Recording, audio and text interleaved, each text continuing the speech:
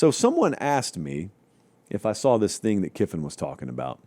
And I did. So we're going to throw it in the show here for just a second, and then we'll get to Kublik. Carter from Norfolk, Virginia hit me and said, did you see what Kiffin said about dynasties being over? Isn't this something you've said before too? Yes and yes, Carter. So this was with ESPN. I think Lane Kiffin was talking to ESPN, and I don't even know what he was asked, but you don't really need that to know the context here. He said, in my opinion, dynasties are over.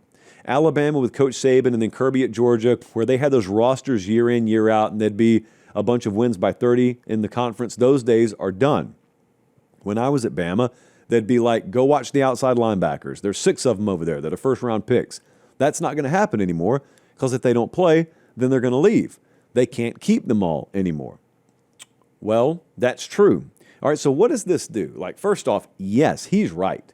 He's unequivocally right. The concept of a dynasty in college football, to me, has to be re-engineered or reimagined to just be who has their team in contention to make the playoff every year. If you could freeze college football right now, and in the climate that exists currently, if you could go 10 straight years of being within reach, you're giving yourself a puncher's chance at winning a title, that's dynasty worthy.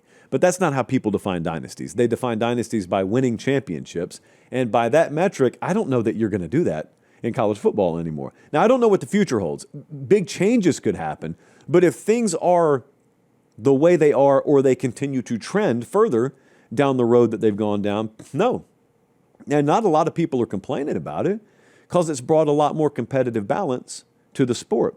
So what does it mean? It means more wide open conference races and more wide open playoff field pictures. Yes, it does mean that. It means more upsets because you kind of shaved the tops of the tallest trees, which means there are no more, like insurmountable hurdles out there. There's more volatility week to week. That's how you have, already we've seen Florida State beat Alabama, then go lose to Virginia. We've seen all kinds of crazy stuff, and that's always been college football. I just think in the aggregate there's more of it now, and there will be more of it moving forward. It's still a pretty small sample size because we've only had things as they are a few seasons. So that'll continue down that road. Think about the second half of the season. See, this is what worries a lot of coaching staffs. A lot of coaching staffs look at it and say, we're thinner than we've ever been before. Maybe that doesn't bite us in September. Maybe we get through early October, but by the time mid-October gets here, no one has escaped injury. Some of you have been bitten harder than others, but no one escapes it. And fact of the matter is, if you're Georgia, if you're Alabama, if you're Miami, if you're Oregon, it doesn't matter. Anybody here, no one's immune from this. You are so disproportionately more vulnerable to 1 or 2 key injuries creating massive, massive fissures on your team profile than they used to, where you just backfill with, oh man, well, now we got to start a 5-star true freshman. Like that was your vulnerability. Now it's not that anymore because the guy that you would have plugged in there, he went to start for USC. So he's not there anymore. Georgia's dealing with that right now, actually. So the depth thing bites those teams more the second half of the year. Also the G5 teams, it's one thing to watch the G5 in September or be playing the G5 team in September versus playing them in October and November. Because their frontline guys on the G5 level, especially the upper tier of the G5, and I would know as G5 Josh, those are just guys that couldn't quite make it on the Power 4, in some cases Power 2 rosters. So they're going to start for a Memphis or a Tulane or whatnot.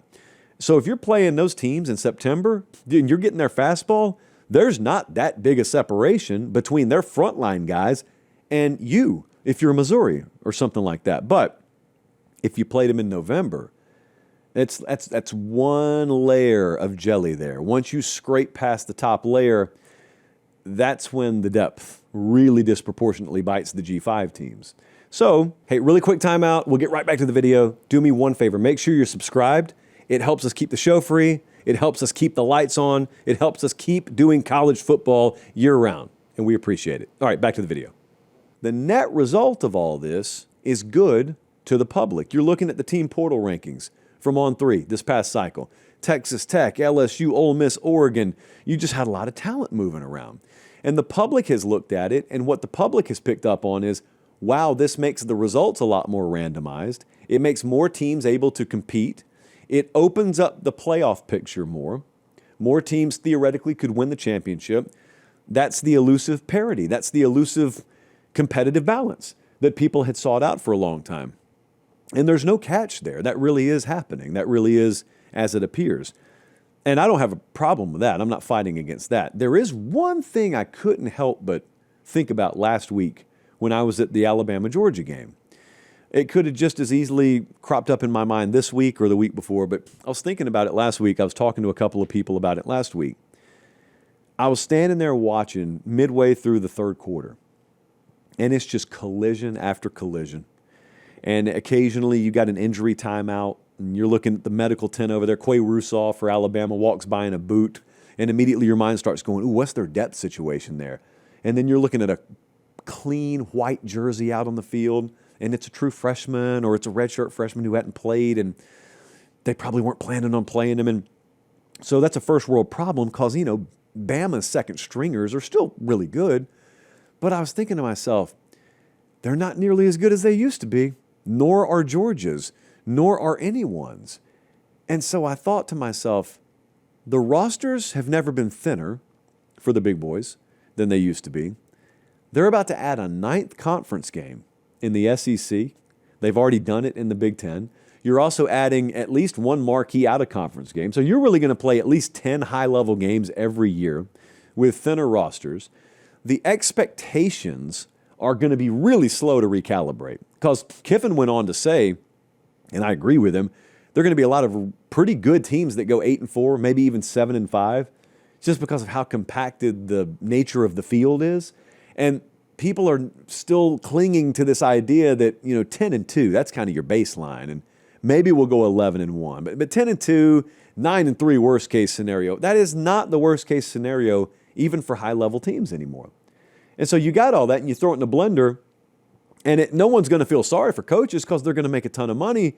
But I was just thinking to myself about how big an ask that is. Like those two things converging, thinner rosters combined with a way tougher schedule moving forward, and what November looks like. And I'm in September, I'm watching guys walk off in boots on the sideline and thinking to myself, if that guy's not back, what is the nature of that linebacker depth chart?